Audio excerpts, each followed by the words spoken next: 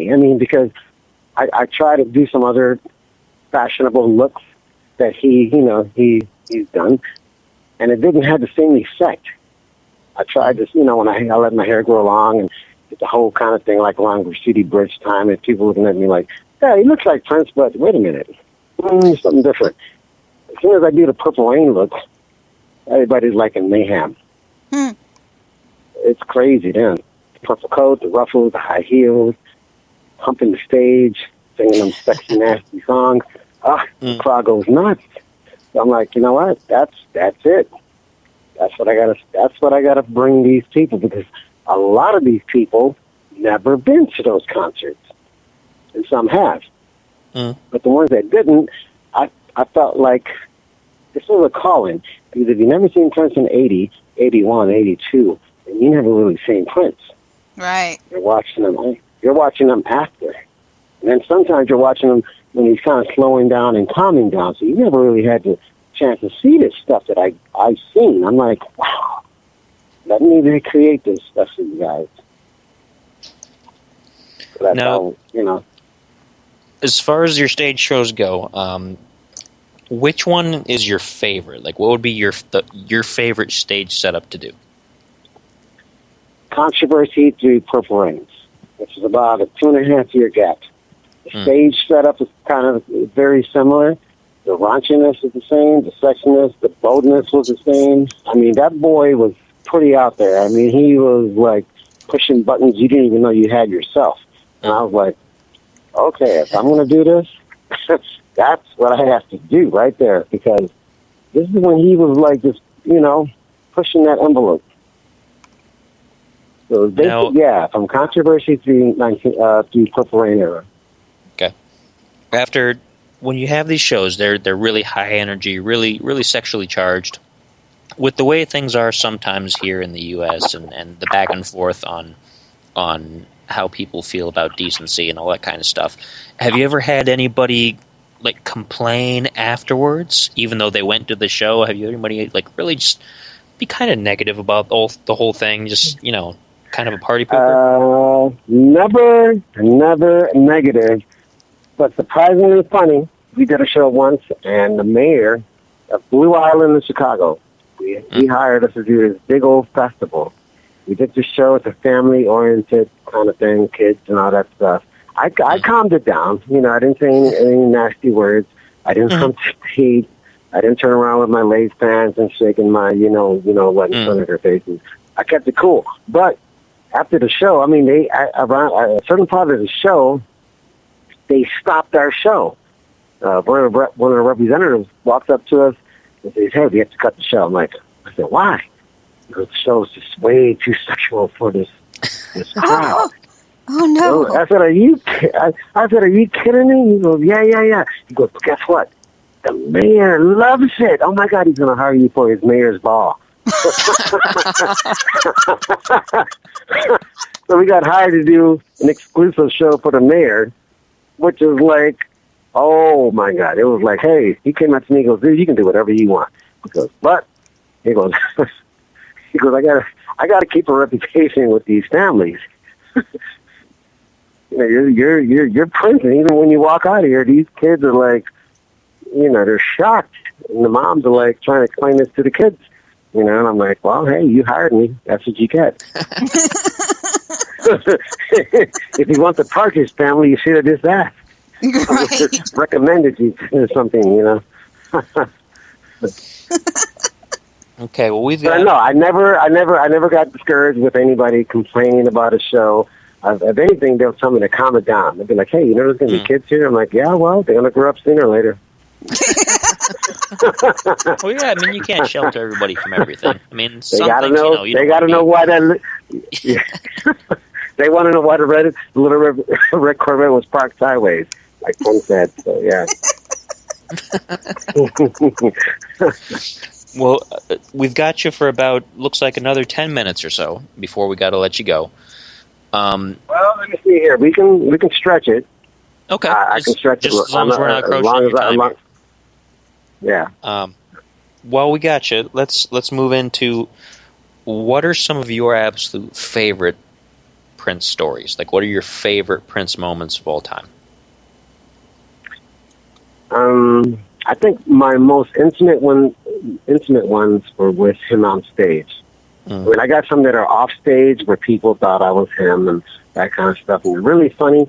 But I think my most memorable to me was where I had to be in the same environment with him. You know, we were in Milwaukee right after the first experience I've had with him on stage in Chicago. The next show was in Milwaukee, and which is an hour away, so I managed to make it to that show. After the show, you know, there was George Clinton and P-Funk and all those guys were there, Morris Day, all these huge celebrities. And this was like a day after he called me his nephew. So, you know, after the show, there's an after-set party at a place called the Tom Tom Club in Milwaukee. And I walk up there, I walk right past the VIP line, the MPG Music Club line. I walk all the way up to the front, and security stops me and goes, "Hey, dude, where do you think you're going?" I said, "Do you know who I am?" This guy's like 6'5". He looks down at me and like, he goes, who are you? I'm like, "I'm Prince's nephew." He goes, he glances at somebody, and for some odd reason, the person he glanced to recognized me from the other show. And they nodded their head like, yes, he is. And he lets me in. He just lets me in. I was like, everybody's looking at me like, you lucky SOB. Oh, my God. So I get in there, and it looked like a scene from Purple Rain. You know, Morris Day's at the bar. He's got all these women around him, and everybody's just like rock star haven up in there. And I walk in, everybody's kind of like laughing and grinning like, "Oh, you lucky son of a gun, you got in here," you know. And I'm sitting on a beanbag right in front of Prince. He's about 3 feet behind me, and I did that on purpose. I'm like, "Oh, there he is." And I'm sitting there in front of him, and I waited for the coast to clear, and then Najee was he's a famous horn player, jazz horn player. He's sitting there with Prince. And he gets up and he walks away, and then my buddy, you know, "Hey, Prince, time's up. You gonna go talk to him?" And, you know, and I said, "Yep." I went over there and I started talking to him. I said, "Hey, man, thanks for letting me sing."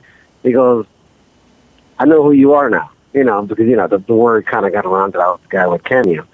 He goes, "Hey, so you got your own music too?" And, you know, we started conversating for like, I don't know, 5 or 10 minutes. And I had my little CD Walkman on me. I said, "Yeah, I got my own music too, man." And we started talking music talk. And I said, "Hey, check this out." So he puts it on, he's listening to my music. He's grooving on it. I'm like, "Oh, taking this. This is cool."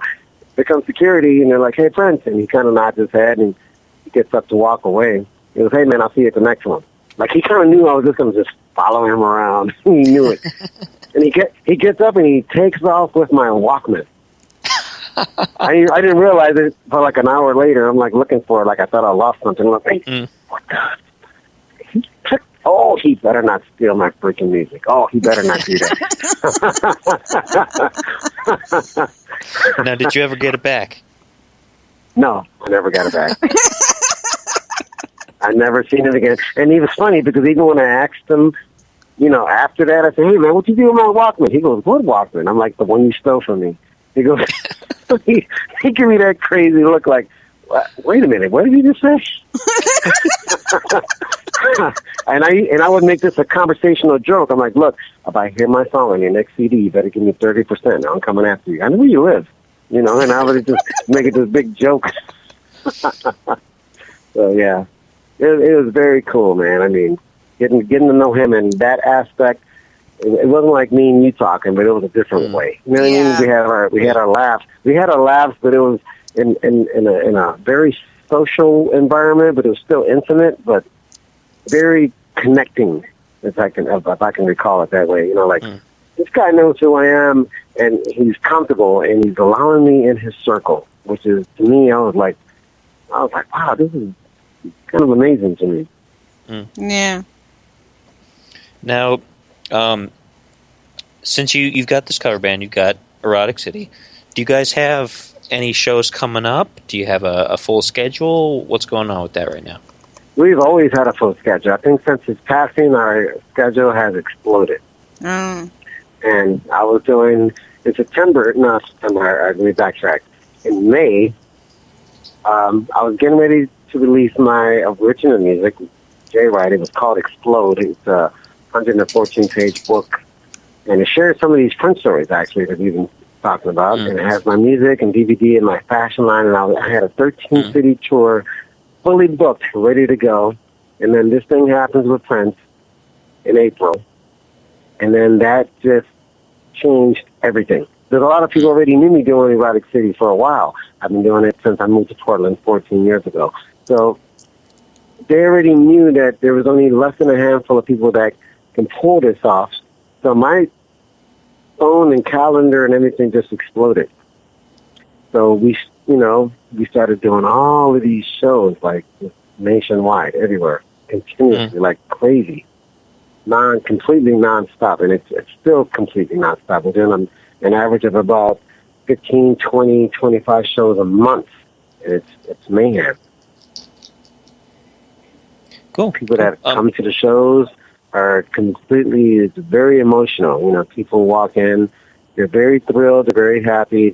You can tell there's a sadness about it, but there's a thrill that something is being, the void is being filled some kind of way. You know, and I explain it in our shows when we perform, right before we perform Purple Rain, and tell them, you know, I say, hey, I know we're a tribute band, but we're about the only thing you're going to get as close to what you guys are going to be missing.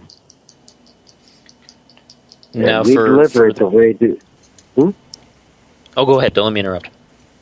Oh, I was just going to say we deliver this. I deliver that show the way they need it to be. You know, not the way I'm thinking about it. I'm not thinking about it with a price tag. I'm like, no, these people, they need this.